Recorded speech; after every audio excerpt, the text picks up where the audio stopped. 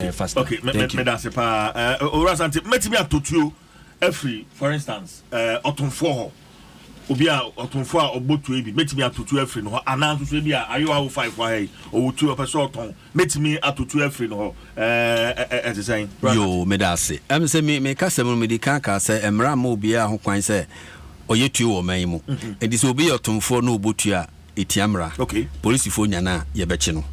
enti normally sa ankrofo no hwe no mo hye suma se no mo ye sa de no enti no sa wokokoto efree sa nipa no ho a wonso no wabumra no so emra no so mu a ye bechew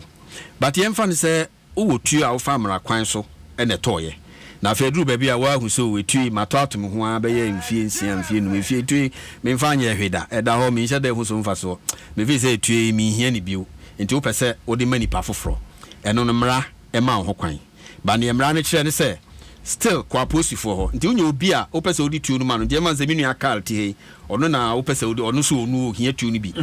na wa kire so ekwan ame ye de mi fam ni so me ready ono ne be ko aposi for ho now so mi otue mi otumi krata all right na abranti se tu no me mpebio but abranti so ope nti pese me transfer tu no den e de mano aposi for de ne be fa process nim se de do fam na nti so ono so qualifier na afi no an se be ma na tintim nkrata na afi wo license no ye twam ni aye foforo de na de wo tuo no de aden e de amano e hu sika sem bi wo ho a eno de ye momum ntemasem but say etuo no be ba ne ho no de it has to go through the process and sana what to me tuo na man and they say we need to me krata wo de wo tuo no na so to am obi a mo mienu nyina no motomra na emra no according to the Criminal Offences Act no say yensa so mu se wukutatuo a we need to me krata na atu aboba an explosive a we need to me krata potoka sem ye can be first degree felony na ye che ne say ye do court na ye bo kwadu na say emra ni editia wa obetuma akodem be mfiedu